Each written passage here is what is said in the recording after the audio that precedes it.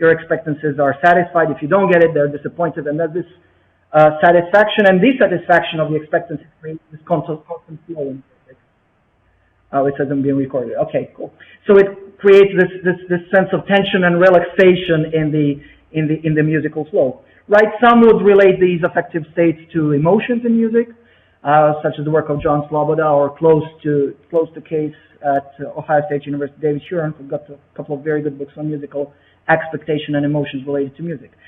Some would talk about conceptualization of music, which is my thing, and I'm going to talk mostly about this today. So whether tones are high and low, or going forward and backward, or up and down. So this need to at least describe the musical system by using some conceptual metaphors, and how this can help us perhaps discuss how concepts in general are created, because music seems to be a very good vehicle for this kind of study.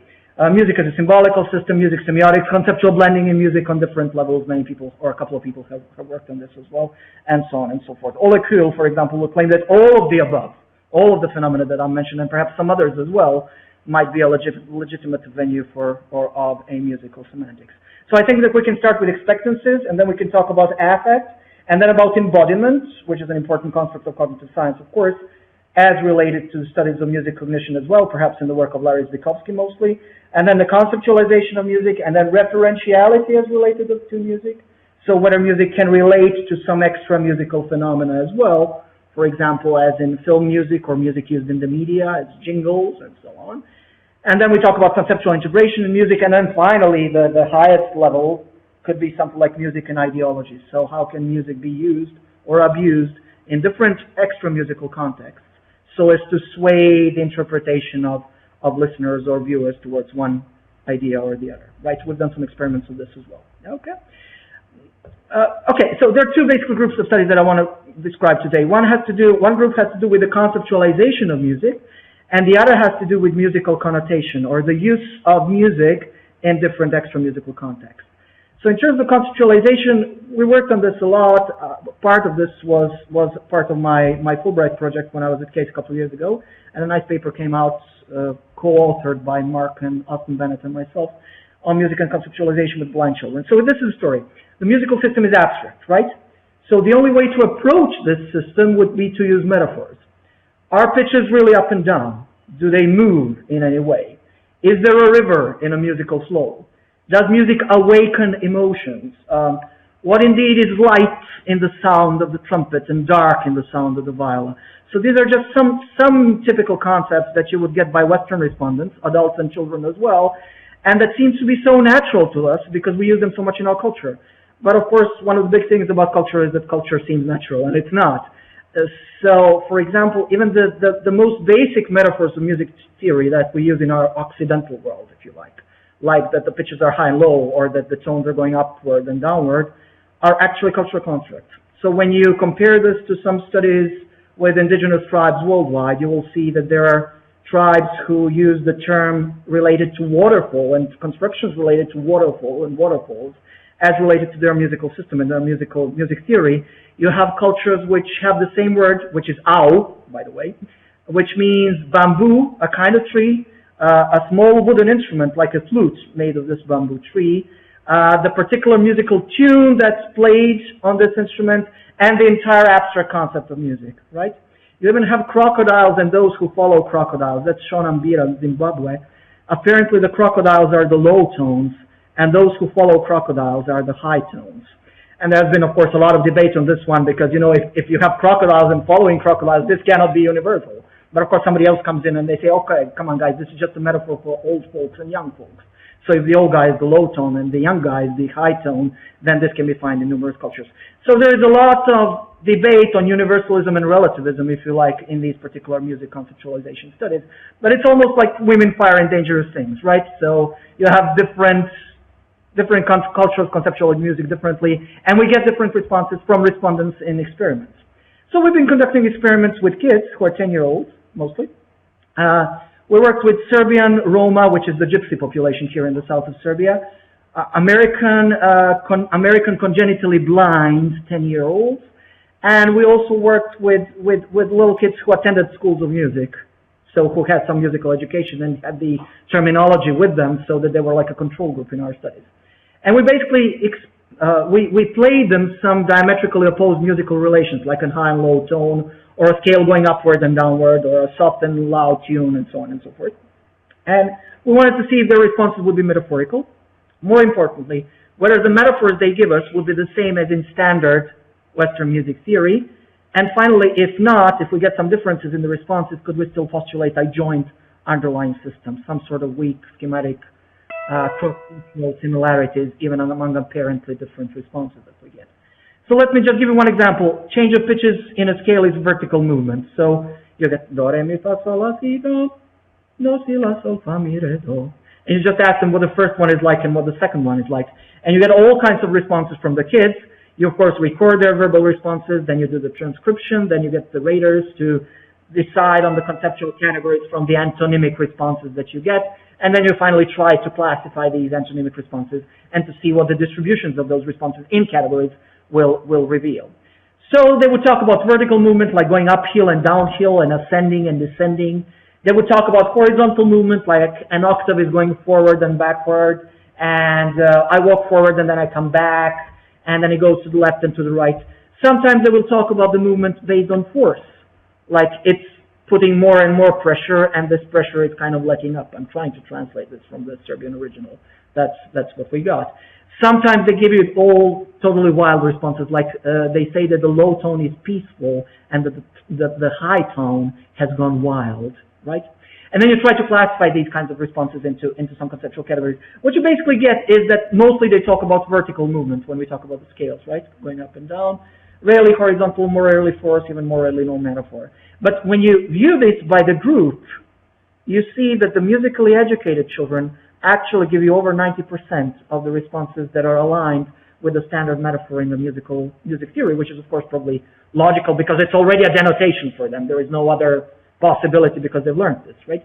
But when you work with the Serbian children and with the Roma children, you get many more other responses that are possible. So in the Serbian uneducated children group, the typical response was the horizontal movement, although you don't have this in the Serbian language, at least not as the metaphor that would be used for the particular musical conceptualization.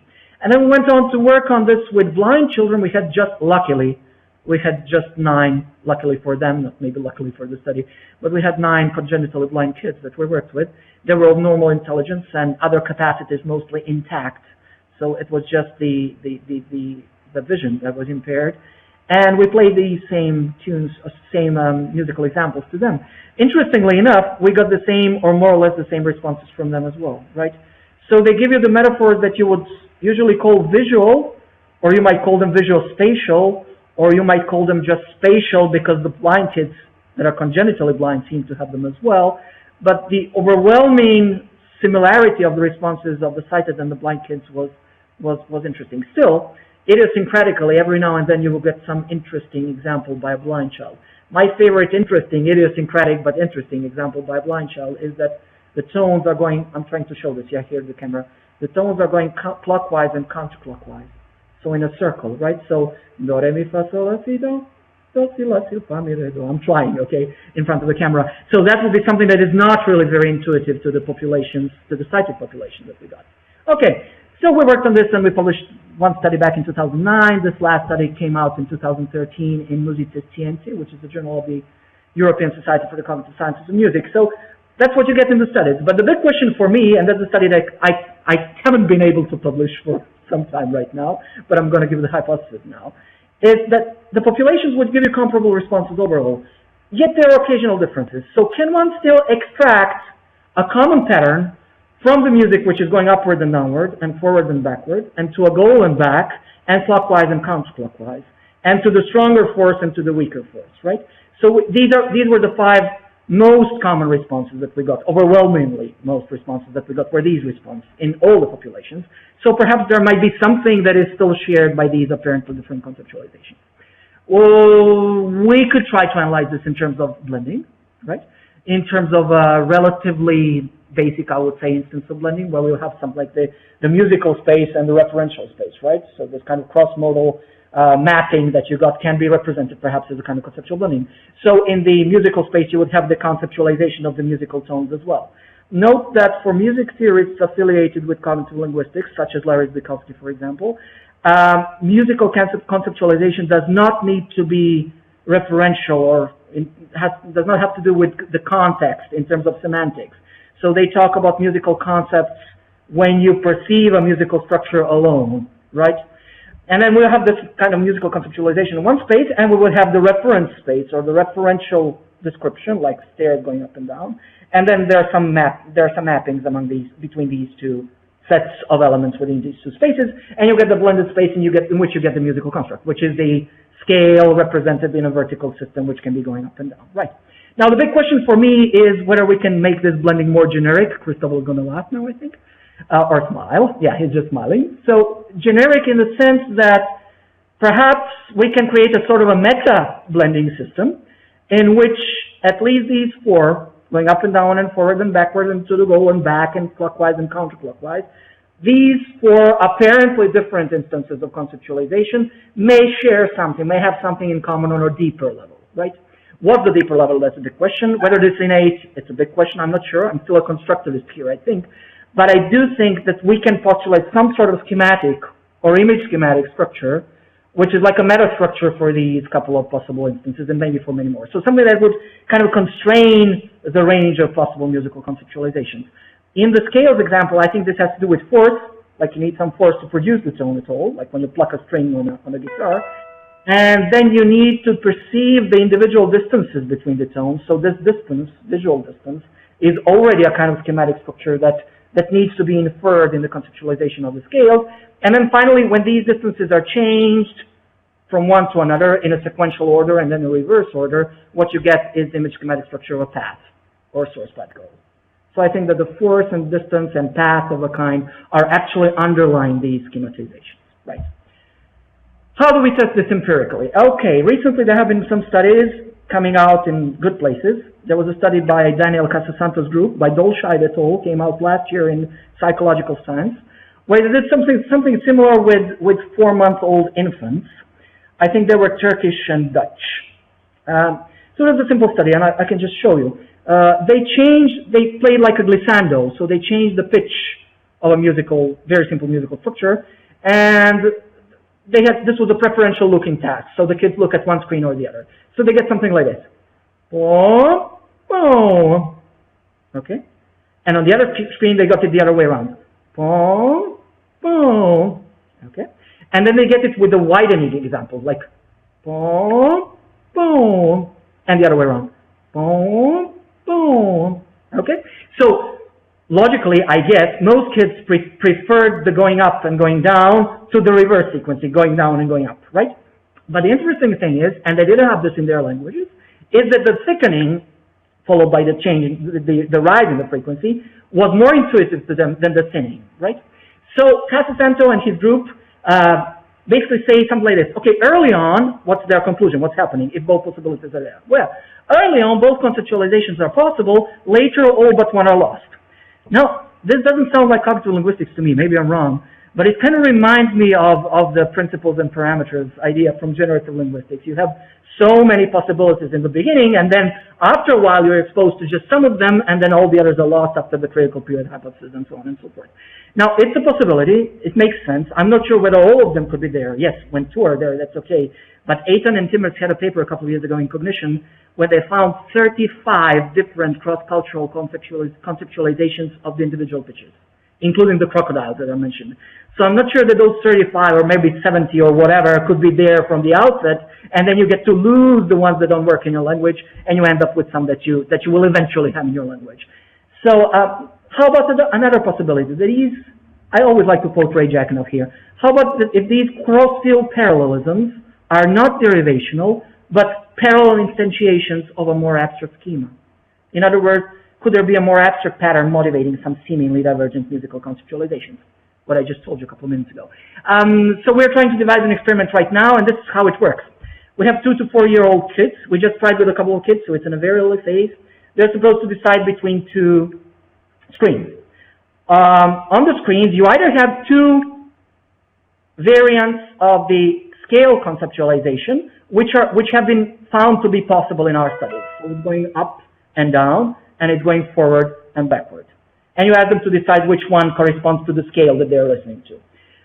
In the other group of tasks, you have one of these that we found to be possible in our previous studies, like the scale going up and down. But what you get on the other screen is an organized movement which is not accorded with the conceptualizations that we got in our previous studies. Like it's going like this. And you want to compare these two cases. Now, what we've been getting is that in the first case, when these young kids are exposed to two possibilities that are possible based on our previous studies, they choose randomly. They do not prefer one to the other. And when they're exposed to one of these, any of these, existent in their language or not, as opposed to some random movement, which is not totally random, it's got a path schema as well, but it's not order movement in the sense that you will get in the scales, they prefer the ones that are possible in the cross-cultural studies, okay, conceptualization studies. Now, these two things taken together perhaps could be used as a kind of support to the thesis that there is a more abstract capacity behind some of the cross-cultural possibilities that the kids are giving us in the studies. Okay, I don't know how my time is going, but this is the first group of studies that we're working on right now, so conceptualization of music. The second group of studies has to do with program music and meaning, which is music in the media, which is blending the music and the extra musical, which is when you play, I don't want to play it today because that's my favorite example, I play it all the time, there's the Darth Vader theme, and you play it to some strange music, with strange visual stimulus, which is not Star Wars, but could be, I don't know, George W. Bush speaking, or in my context, some Eastern European dictator speaking or something, and you get the Darth Vader theme behind. So what's happening? What kind of semiotic effect do we have here? I have the Simpsons here. You hear them?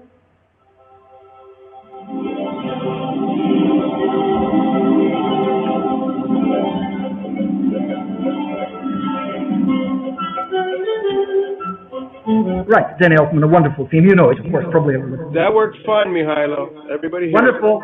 Wonderful. Thank you, Mark. Okay. Now, of course, you can use the theme itself to create a sort of a meta-satire where the theme is the object. Well, the theme seems to be carrying some meaning in itself, and when you change the theme, you vary it, but not to the point of unrecognizability. What you get is the Simpsons Halloween theme. Some of you may have seen the Halloween episode. Now listen to the theme.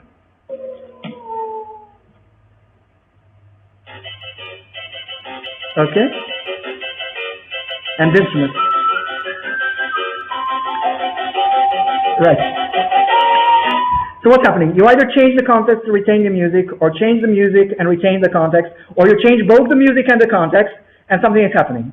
You get different mapping effects, if you like, or different blending effects, if you like, or you get a different emergent structure, right? And I think this could be a good venue where some aspects of blending theory, probably the vital relations, probably analogy and disanalogy, could be tested, in the sense that when you get the analogous connection between, for example, fast tempo and fast movement of somebody on the screen, you put these elements together, what emerges from the system is that you get an even faster experience in the audience, that whatever is happening is going on even faster. Or when you have the fast tempo and very slow movement of the characters on the screen, for example, you try to put these together, you get to some sort of a mapping, and the mapping doesn't work, it's kind of disanalogical or disanalogous, and what you get is a sense of irony or satire, or at least disappointed high-level semiotic expectancies, where what you get is, you know, this is not working, there's something strange in this musical example or visual example, and everybody starts laughing. Okay, so we played with this a little bit. Master students of mine, Alexandra Mičić and myself, this is what we did. People have done this before, but they haven't done this way. New music and new visual context. So you have two groups of respondents, full experimental design. So they look at the videos twice. Attribution. So no obvious storyline in the screen. It's just triangles and squares and circles and whatever. So you need to project yourself into the story, into the picture. And the control group is played just the videos twice, no music. The experimental group is played the videos once, and the videos with the music for the second time. And the music is also newly composed, so we composed it ourselves. So they couldn't have had it in their long-term memory, of course. Some of the structures and the conventions of Western musical system they had, but they didn't have the particular melodies.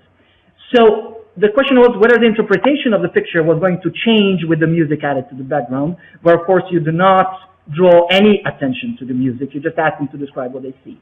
Okay? So it's again a blending hypothesis, whether the elements of the visual system would blend with the elements of the music to produce some sort of novel emergent structure, right? And I'll just play, where is it? Now I'll move the camera and try to direct the camera to another laptop so that you could see at least a little bit of the example that we used. Okay, where is the example? So please bear with me for a couple of seconds. Okay.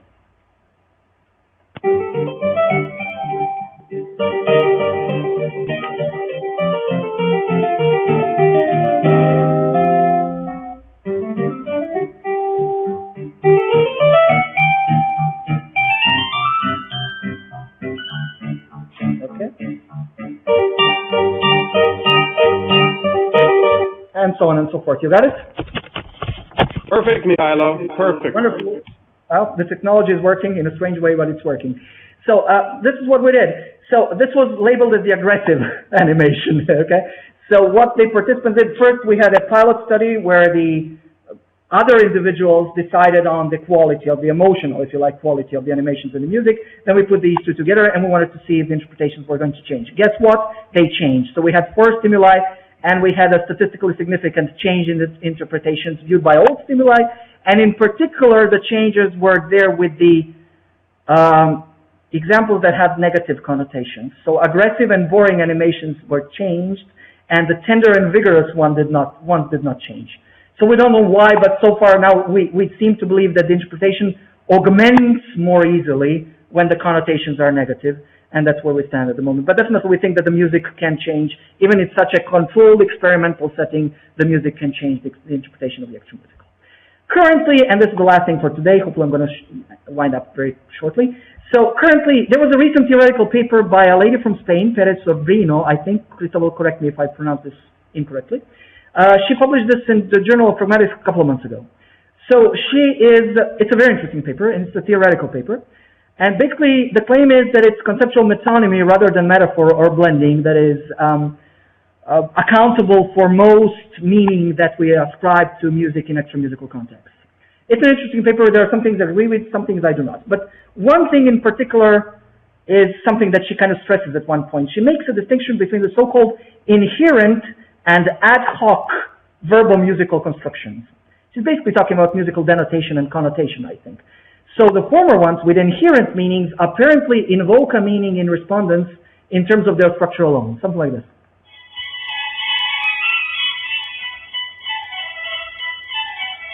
This is from Vivaldi's Spring. It resembles, they say, the chirp of birds, and then metonymically the birds have to do with mornings, and mornings have to do with spring, and so on and so forth.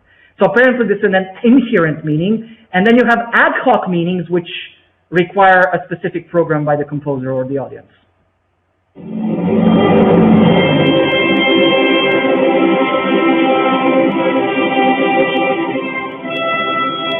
So there seems to be nothing inherent to this music. It's from Wagner's Nibelungen. It's the sword motive. Right now that you know that it's the sword motive, then from that point on you can associate this one with or to the particular extra musical content that you like. Now we're questioning this thesis, and we've worked on this with 200 participants, asking them what association or meaning in music the particular examples that were used in this original paper invoke. We had a control group which just listened to the examples twice and gave us the associations. We had experimental group 1. First, they just listened to Vivaldi, for example, 30 seconds. And then in the second listening, a couple of minutes afterwards, you just give them one sentence from the program. The name of this tune is Spring, full stop. It denotes the advent of spring, full stop. And you ask them, now, what does this refer to now? And interestingly, and brilliant idea by a colleague who is not here, the third group was given an antonymical sort of instruction. So they were not told that this was spring, they were told that this was autumn or fall, right? So you play the Spring Vivaldi to them and you tell them, okay, the name of this tune is Fall. It resembles the advent of fall or autumn. Interestingly enough, of course we didn't get the musical denotations, and of course we think that this distinction into inherent and ad hoc meaning may be theoretically valid, but does not really work in experimental settings. But the interesting thing is that participants do seem to have intuitions as to what kind of music goes with what kind of extra musical context. In the sense that whenever they heard this false suggestion, they would say, oh, professor, there's something wrong here, right? Even though they didn't know that this wasn't, they didn't know the name of the tune or the name of the composer and so on. So I think that the distinction fails. There is no inherent musical meaning. Provision of context is very important, and then we get back to blending. So yes, conceptual metonymy may come later, but the first blend is what you need. You need to establish the association between the music and the extra musical, and to get your first emergent structure. And from that point on, we can talk about this emergent structure as being the basic for further and subsequent recursive, if you like, blending operations, but not really in the sense that you have inherent musical meaning. But the interesting question is that fake suggestions work much worse than real ones, so there still seem to be some constraints on schematic structure in music, and these constraints are what we would like to study further in the future. Okay, so it's been more than 20 minutes, I think. We have some more studies prepared for the moment, but I hope to have shown just a little bit that some ideas from content linguistics, such as conceptual blending, such as metaphor theory, such as image schemas, and so on, such as mappings, can be relevant to music theory, and I'm looking forward to the discussion. Thank you very much, ladies and gentlemen.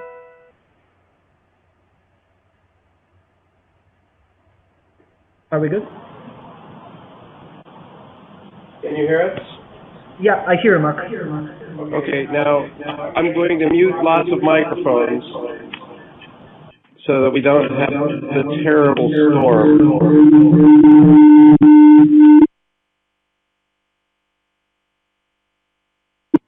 Who wants to speak first? Raise your hand.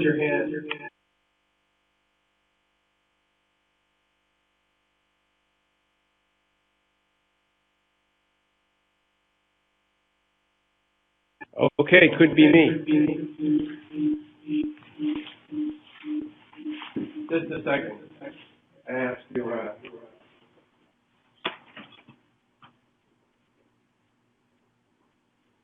Okay, so Mihailo, I'd like to. Mihailo, are you there? Yeah. If you hear me, raise your thumb. Okay, good. So I'll turn on just you and me. Oh, great. So I distinguish between three not very separate cases, but I'd like your comments on them with respect to your hypothesis. The first one is on this metonymy idea, which sounds like onomatopoeia, that is, birds chirp, and I make an instrument sound like a bird chirping, where the similarity is acoustic. That's one kind of thing. And so the question for you to look at is whether these inherent ones are all onomatopoetic.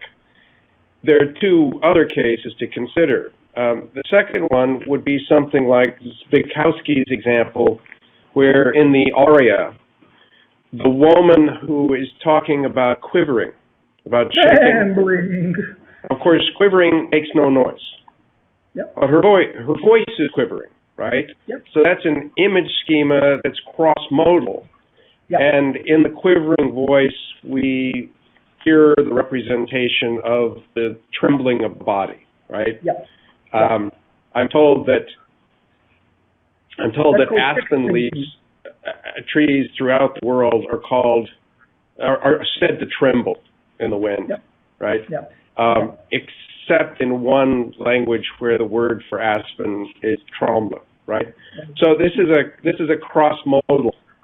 It's not onomatopoetic, it's cross-modal.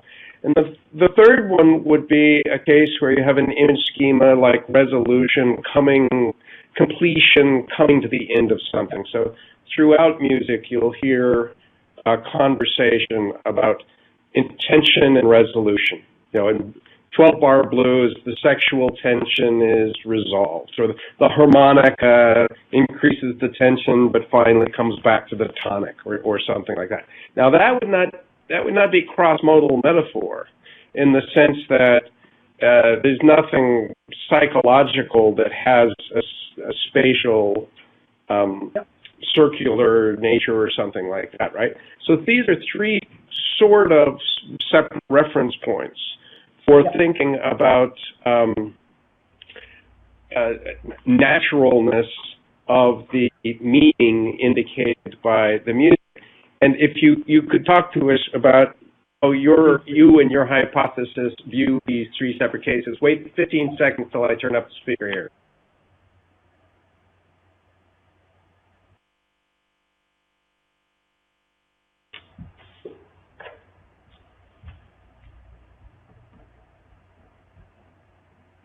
Roll it. Yeah, okay. So, yeah, the second was text painting. What was the first? The first was, onomatopoeia. So I didn't have enough time to talk about this because in this paper that I quoted or mentioned by Perez Sobrino, it's onomatopoeic stuff is referred to very often.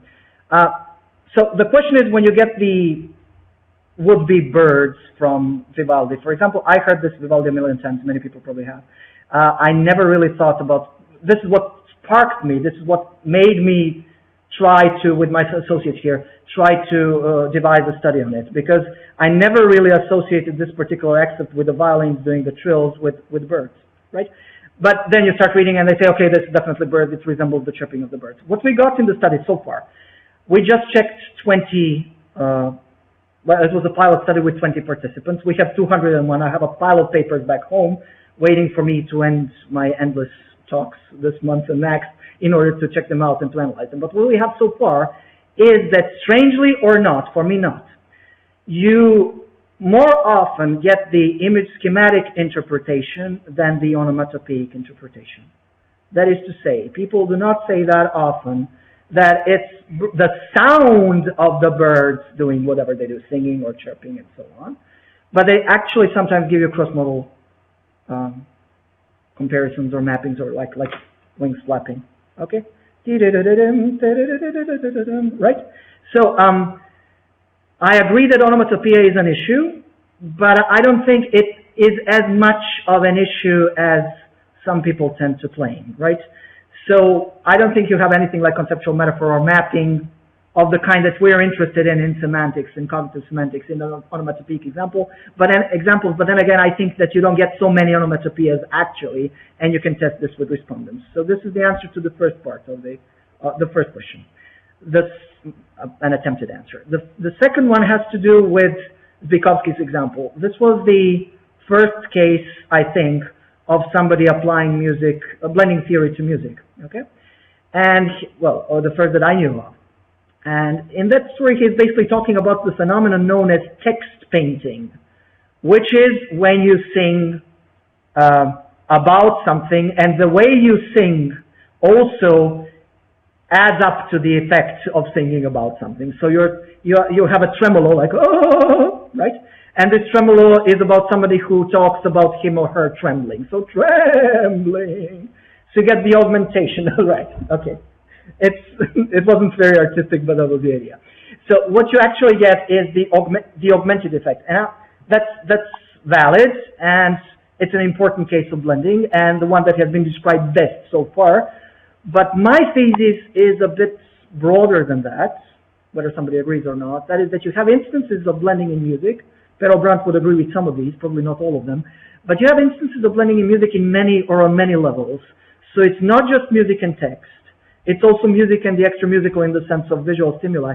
And it's not only music and the extra-musical, it's also the musical phenomena per se, in themselves, that could be instances of blending.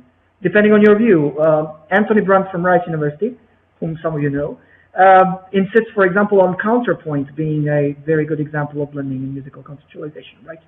But yes, I agree that Zbykovsky's case was a good case, and I agree that music and text, or music and song, or music and poetry are a very good venue for studying the semiotic effects.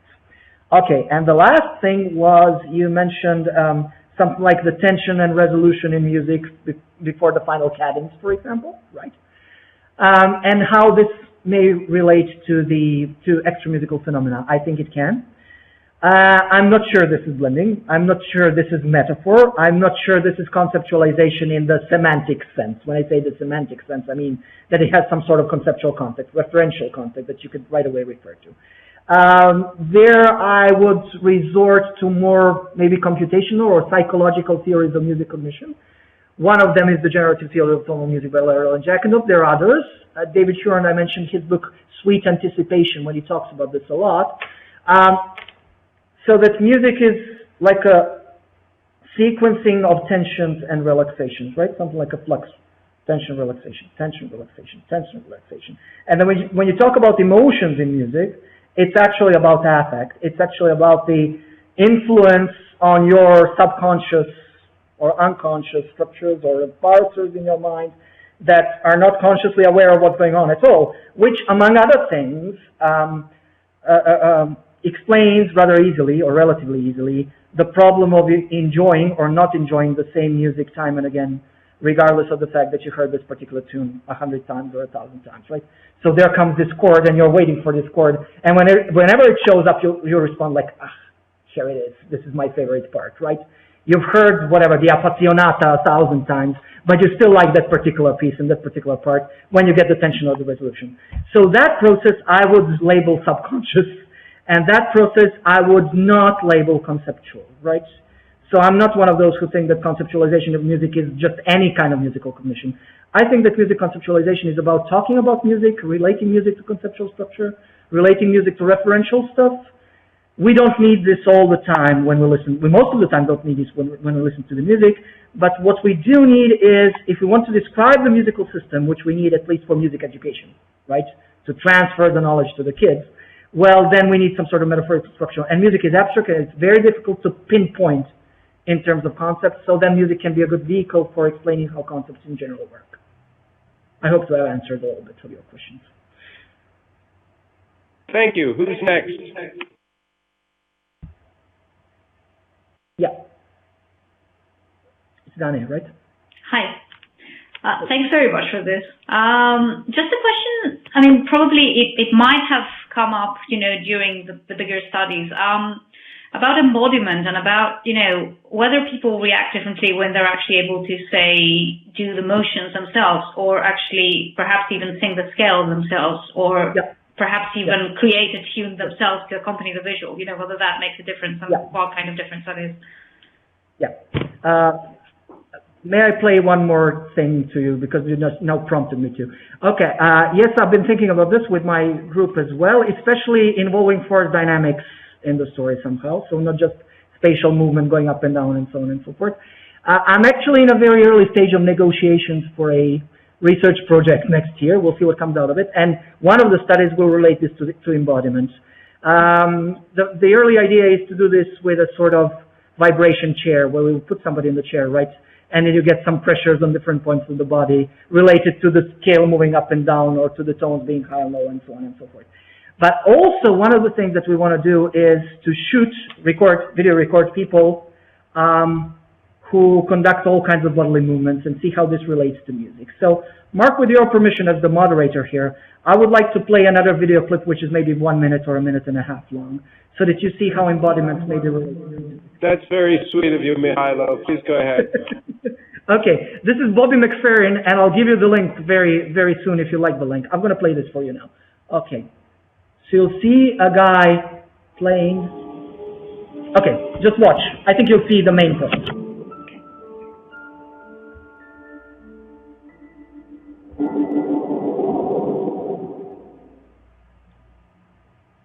Talking about expectation. What?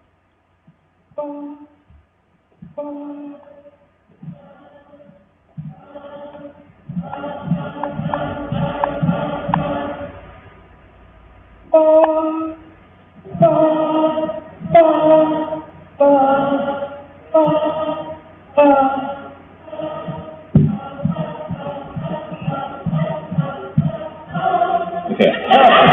Got it. Okay. 1 more minute, please.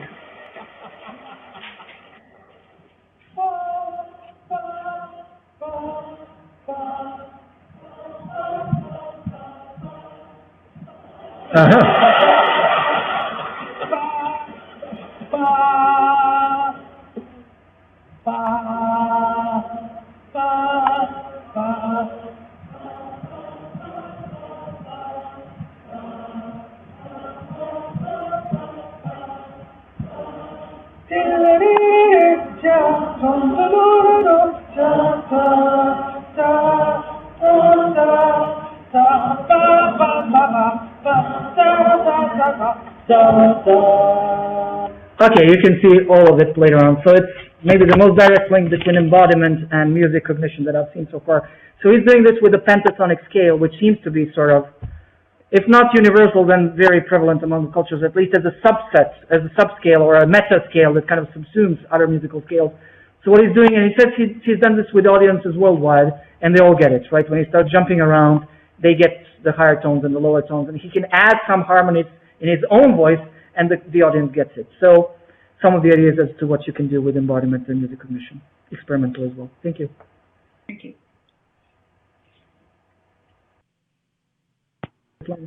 Okay, Svetlana, let me turn your mic on.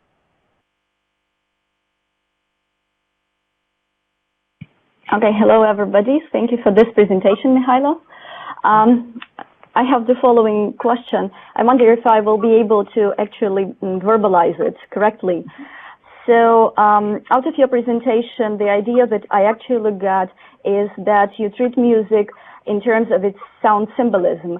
So how different sounds, which are turned into music, into some kind of harmonious or disharmonious way, how are they, what associations, what bodily impulses these kinds of sounds are evoked in the minds of your respondents.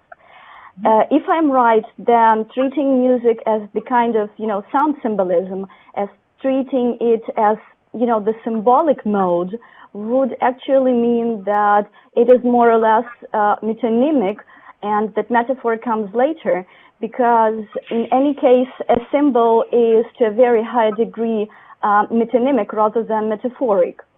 In addition to this, I have a question. Paul Simpson talked about phonoaesthetic fallacy in terms of onomatopoeia, and that was actually also my question, because to a certain degree, for me, music is onomatopoeic, right? And when it comes to eventually to this phonoaesthetic fallacy, wouldn't the answers of different respondents be some kind of, over-interpretation? How would you measure whether it's over-interpretation, under-interpretation, or whatsoever? And then there is another case that I'm interested in is synesthesia, and how people with synesthesia would actually perceive, would it make some kind of deviation from the norm? Would there be some kind of prototypical way of treating how different nations perceive different kinds of, sounds and sound patterns, etc.? And one more question is, wouldn't be... No, it's okay. I'm trying to remember them all, but okay. We can get back. No problem. Yeah. And one more question. Out of what you have been explaining, wouldn't it be a good idea to explain certain, those image schemas or those idealized cognitive models or whatever you call them, in terms of frame theory? I just wonder because perhaps I like some examples. Okay. Thank you very much. Okay, let me start. Okay, I have to write something down, so I'll see if I got all of the questions right. So about sound symbolism, no, I'm not sure that I'm talking about sound symbolism, right? So I think you can't hear me. I can't hear you now. Yeah, you presented something like this. Probably you said something about sound symbolism. So yeah, okay. I think we're talking about musical connotations here. When you talk about connotation and referentiality, I'm not quite sure that we're talking about symbols. There have been authors who have believed and believe that music can be represented as a symbolical system. And the most quoted, I think, or most known to me such author would be the American philosopher Susan Langer, who wrote books on this back in the 50s, I think, right?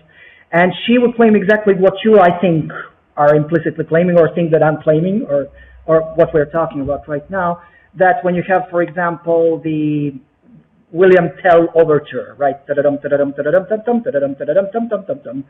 this would denote horses, right, and that was really symbolic of horses, so the hooves or the birds from the Vivaldi example, and so on and so forth. I don't think that this is actually, at least that this is not the term that I would be happy using, that music is symbolical, right? I would prefer to talk about musical connotation. Now, when you introduce the term connotation, then you can talk about individual associations, different emotional, structural, referential, and so on and so forth. So no, I'm not backing out just in terms of that I want to use a different term in order to avoid the answer to a question. But what I'm trying to do is to tell you that I think that it's important that you view the phenomenon a bit differently. And then I don't think the question, I don't think that the question that you posed applies, at least not to my studies. Now, the question related to the second thing was whether you think it's metonymy first rather than metaphor. I don't know. I think it's metaphor. I think it's blending first and everything else later on, right? Not because I'm talking to some blending guys right now. Blending first in the sense that you first need to establish a connection between the music and the extra-musical. Okay? So I need to tell you that these are birds.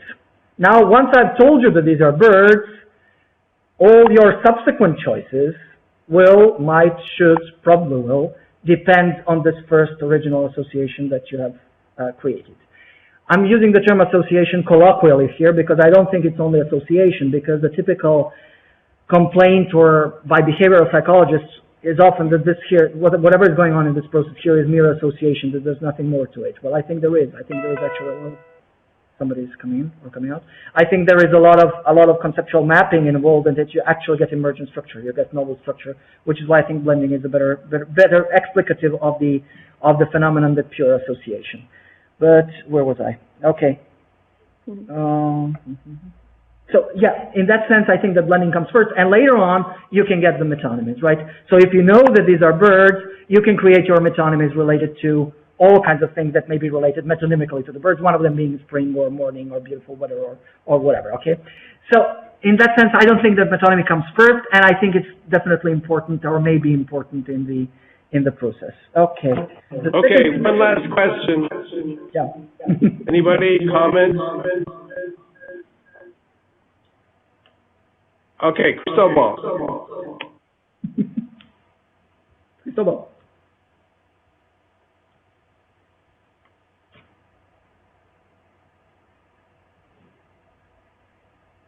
Cristobal, I can't hear. No, you cannot hear me. I can hear now. Talk, Cristobal. Okay. So, I wanted to ask you if you would. Sorry, let me check my volume here. I wanted to ask you whether you're planning to compare the conceptualization of music with the conceptualization of concepts that are related to music, especially the use of similar image schemas in the conceptualization of other concepts. I'm telling you this because, of course, you're putting a great emphasis on generic patterns for conceptualizing, for making sense of this phenomena across cultures. And of course, if you're going for a blending hypothesis, one of the major aspects of a blending hypothesis would be, as you said, regardless of whether you want to put the label of metonymy, metaphor, whatever on it, what you're going through is a process, an opportunistic process of trying to come up with, a useful bubble of sense that allows you to make sense of this.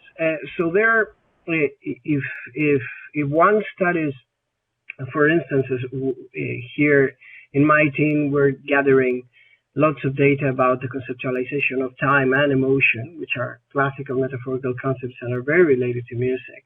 And what we can see is that there are lots of creative things that you can do with schemas, such as the search path goal schema, but not anything, right? And there are more productive things. For instance, the goal is much more productive than the source and things like that. So I wonder whether we can see commonalities across connected concepts, and whether you know of any research that relates music to schematic conceptualizations. Okay, Mihailo, there's your question, and then we'll let Danai talk for just a second. Okay. So I talk now, or Dana does? Yes, talk. Okay. Cristobal, no, I don't know much being done in that respect. Yes, I would like to work on that. We've talked about this a little bit already. I'll be very happy to design studies or to participate in teams who will be designing studies on recurrent schematic patterns or generic integration networks, if you like, as related to music and other modalities. Not the least, definitely because for the sake of the theory and the phenomenon and for the sake of salvaging schema theories, if you like, but also for one very practical reason that you need in your experimental studies, which is you need control. So what experimental psychologists and cognitive scientists often ask me is, you play the music to them, could you try something else? Like, just give them the schemas and do not play any music, or give them the schemas as related to something else, embodiment, movement, pictures, poetry, whatever, and then see if this works differently with the music and without the music. So for a very methodological reason, I would be very interested in this, but of course not only methodological reason, but definitely also the substantial reason. Okay, absolutely.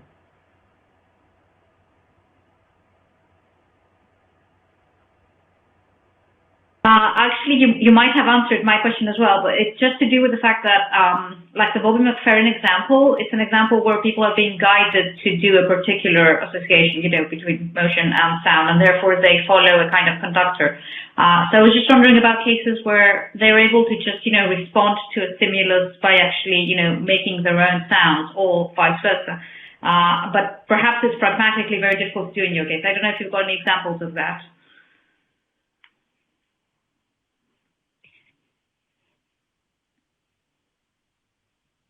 Can you hear me? Mihailo, you seem to have frozen. Your question was so good, Dana, that you just knocked him right out. Let's see if he comes back.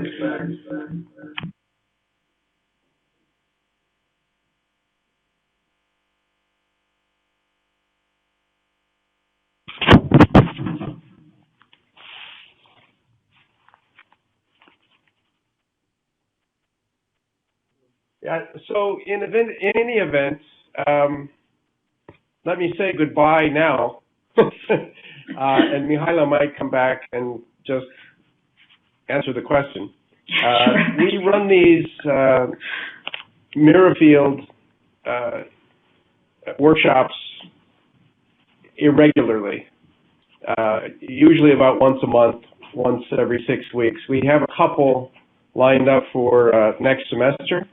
And if you would like to send me any sort of information you have about IP addresses or technical issues, please feel free to do that.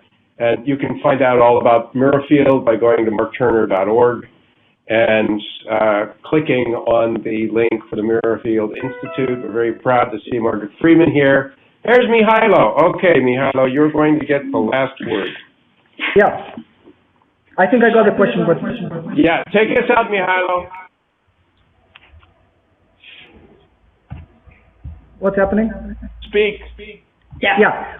Okay. So the question is how you can involve embodiment in a more substantial way in your experiments, if I got it right. Yeah.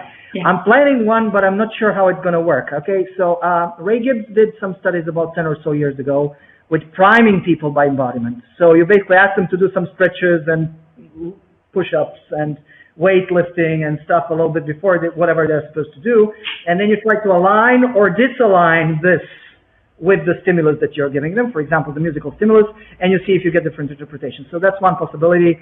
I'm thinking about it. I'm not quite sure what we're going to get, but that's at least one possibility, so that they actually have this productive personal embodiment involved, not just a perception of somebody else doing stuff. Right. Thank you. Thank you. Thank you all very much. Goodbye. Thank you all. Thank you.